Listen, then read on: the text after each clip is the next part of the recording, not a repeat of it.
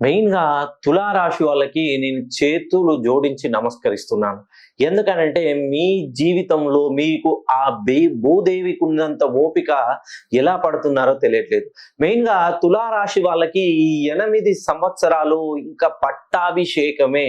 అయినా ఇంకా చాలా మంది తులారాశిలో జన్మించిన వాళ్ళు జన్మతః మెయిన్‌గా చిత్త, విశాఖ, స్వాతి నక్షత్రాల్లో జన్మించిన వాళ్ళు ఎంత కష్టపడినా అప్పులు, ఆర్థిక బాధలు, మానసిక ఆందోళనలు, ఆరోగ్య సమస్యలు, ఏ పని చేద్దామన్నా సరిగా పని దొరకకపోవడం, పని చేస్తున్నా కూడా డబ్బులు మిగులుబాటు కాకపోవడం.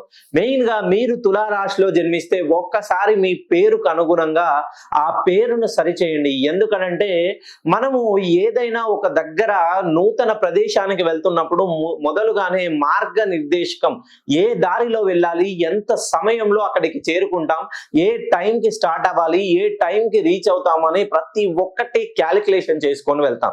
తులారాశిలో ఈ 8